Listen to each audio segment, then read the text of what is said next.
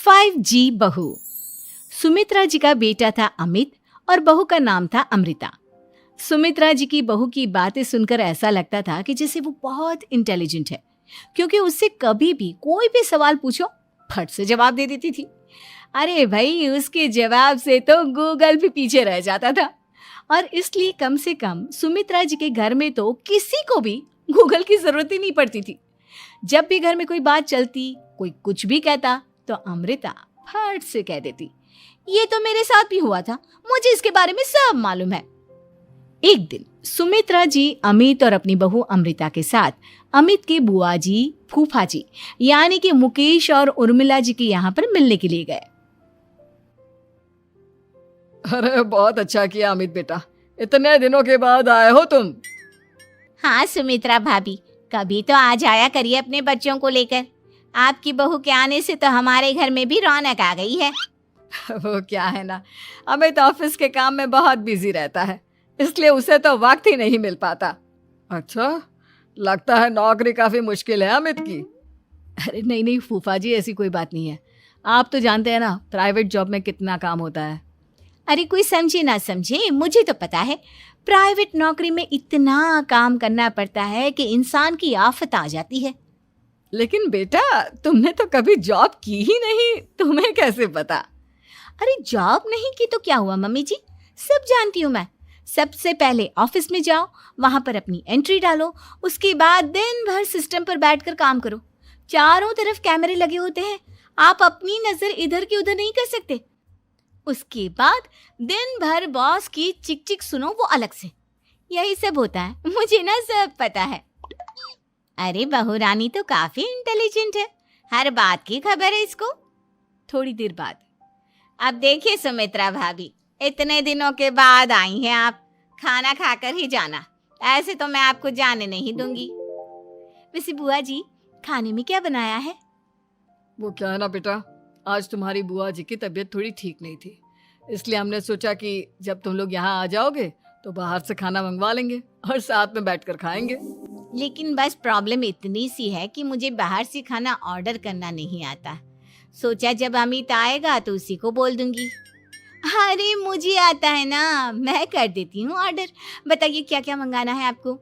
Italian, continental, Indian, Punjabi, सब पता है मुझे। क्या बात है बहू, क्या घर में भी खाना रोज बाहर से ऑर्डर करती हो? अरे नहीं बुआ जी, ऐसी कोई बात नहीं है, बस मुझे ना सब पता है। कोई बात नहीं अमृता, मैं अपने फोन से ऑर्डर कर देता हूँ। अरे क्या बात है, आजकल ऑनलाइन डिलीवरी पर कोई ऑफर नहीं चल रहा है, वरना काफी पैसे बच जाते। कैसी बात करते हैं अमित, मैं कह रही हूँ ना मुझे सब पता है। मुझे एक बहुत अच्छा ऑनलाइन डिलीवरी वाला मालूम है, जहाँ पर 50% ऑफ मिल जाएगा। और आज तो वैसे भी फ्राइडे है ना, फ्राइडे को तो उस पर 50-70% ऑफर मिलता ही मिलता है। अरे क्या बात है, इसके बारे में तो मुझे पता ही नहीं था। अरे बेटा, जिस चीज के बारे में किसी को पता नहीं होता, हमारी बहू को पता होता है। एक काम कर, तू उसी को ऑर्डर करने दे। क्या बात है अमृता बेटा, तुम तो बहुत इंटेलिजेंट हो, सब कुछ जानती हो। कुछ दिनों के बाद सुमित्रा जी की कुछ सहेलियां उनसे मिलने के लिए आती हैं। अरे सुमित्रा बहन कैसी हो, बहू कैसी है तुम्हारी? अरे पूछिए मत, बहुत इंटेलिजेंट है मेरी बहू, सब कुछ जानती है। क्या बात है, बहू के आने के बाद तो औरतें दुखी हो जाती है, लेकिन तुम तो बहुत खुश लग रही हो। वो क्या है ना, मेरी बहू है ही इतनी अच्छी। अरे तो बुलाओ ना, हमारे साथ बैठेगी, बातें करेंगी तो हमें भी अच्छा लगेगा। सुमित्रा जी अमृता को बाहर बुलाती हैं और उसके बाद सब लोग बातें करने लगते हैं। क्या बताऊं, कुछ दिनों से घुटनों में इतना दर्द हो रहा है कि चला भी नहीं जाता। अब बुढ़ापे में तो ये सब चलता ही रहता है, क्या कर सकते हैं। आंटी जी, आप योगा करिए, योगा और साथ में ना काले तिल खाया करिए, आपके घुटनों का दर्द भाग जाएगा। लेकिन तुमको ये सब कैसे पता बेटा? अरे मेरे भी घुटनों में दर्द होने लगा था, मैंने योगा किया और काले तिल के साथ गुड़ मिलाकर उनके लड्डू बनाकर खाए, एकदम ठीक हो गए हैं मेरे पैर। अमृता, ये तुम क्या कह रही हो? इतनी कम उम्र में तुम्हारे पैरों में दर्द कैसे हो सकता है? अरे मम्मी जी सच कह रही हूँ, एक बार अगर कोई ये नुस्खा अपना लेना बस मजा आ जाए। ठीक है बेटा, अगर तुम कहती हो तो मैं ये करके देखती हूँ। मुझे सब पता है आंटी जी, ये मेरे साथ हो चुका है, इसीलिए तो बता रही हूँ मैं आपको, ऐसे नहीं बताती किसी को। कुछ दिनों के बाद अमित अमृता को अपने दोस्तों के साथ घूमने के लिए ले जाता है। क्या यार, क्या जिंदगी हो गई है। सारा दिन ऑफिस का काम करते रहो, अपनी हेल्थ पर तो ध्यान ही नहीं दे सकते। अरे क्यों नहीं दे सकते अपनी हेल्थ पर ध्यान? सब दे सकते हैं, इंसान चाहे तो कुछ भी कर सकता है। क्या बात है भाभी, आप इतनी श्योरिटी के साथ कैसे कह सकती हैं? अरे आजकल ना एक से एक एप्लीकेशन है मार्केट में, और जानते हैं उसमें कुछ एक्सरसाइज तो ऐसी बताते हैं जिन्हें आप अपने ऑफिस में बैठे बैठे, मेरा मतलब लैपटॉप पर काम करते करते भी कर सकते हैं। अमृता, ऐसी एक्सरसाइज के बारे में तो मुझे भी नहीं पता था, तुम्हें कैसे मालूम? अरे मुझे सब पता है, हर चीज की खबर रखती हूँ मैं, जानते हैं ना आप। लेकिन ऐसी कौन सी एप्लीकेशन है और ऐसी कौन सी एक्सरसाइज है भाभी? एक मिनट, मैं आपको अपने मोबाइल में दिखाती हूँ। अरे वाकई में भाभी तो सही कह रही हैं। देखो यार, इसमें कितनी अच्छी एक्सरसाइज दिखाई गई है। अपनी चेयर पर बैठे बैठे एक्सरसाइज भी कर लो, काम भी और हेल्थ भी। वाह भाभी वाह, मजा आ गया। लेकिन अमृता, तुम्हें इस बारे में कैसे पता? अब मेरे साथ जो चीज हो चुकी है उसके बारे में तो मुझे पता होगा ही ना अमित। मतलब तुम कब ऑफिस में काम करने गई जो तुमने ऑफिस करते करते एक्सरसाइज की? मैं जो किचन में काम करती हूँ अमित, घर के काम, वो किसी ऑफिस के काम से काम है क्या? बस मैं भी वो सब करते करते इनमें से कुछ एक्सरसाइज ट्राई कर लेती हूँ, इसीलिए मुझे सब पता है। सही है यार, तुम तो बहुत इंटेलिजेंट हो। कुछ दिनों के बाद ये क्या है? एक दोस्त ने मेरे साथ एक मजाक किया है, लेकिन समझ में ही नहीं आ रहा। अरे बेटा, तो अमृता से पूछ लेना, उसके पास कोई ना कोई जवाब जरूर होगा। ठीक कहती है मम्मी जी, मैं सब जानती हूँ। लेकिन अमृता, ये थोड़ा मुश्किल है, सोच लो। मेरे लिए कुछ भी मुश्किल नहीं, दुनिया की कोई भी पहेली हो मैं चुटकी में सॉल्व कर लेती हूँ। अच्छा ठीक है, देखो मेरे दोस्त ने मुझे एक खाली पेपर दिया है और कहा है कि इस पर उसने मेरे लिए कुछ मैसेज लिखा है।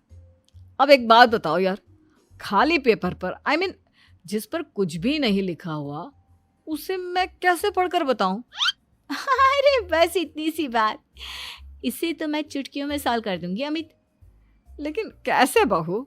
इस पेपर पर तो वाकई में कुछ नहीं लिखा हुआ, एकदम खाली पेपर है, कैसे, क्या पढ़ोगी तुम? अमित, एक छोटा सा काम करो, जल्दी से एक मोमबत्ती लेकर आओ। अरे बहू, पेपर में आग लगाने का इरादा है क्या? नहीं मम्मी जी, इस पेपर पर अमित के दोस्त का लिखा हुआ मैसेज पढ़ने का इरादा है। अमित कैंडल लेकर आता है। अब ना बस इस पेपर को धीरे धीरे कैंडल के ऊपर घुमाते रहो, देखना 2 ही मिनट में मैसेज आपकी आंखों के सामने होगा। अच्छा ठीक है, मैं ऐसा करके देखता हूँ।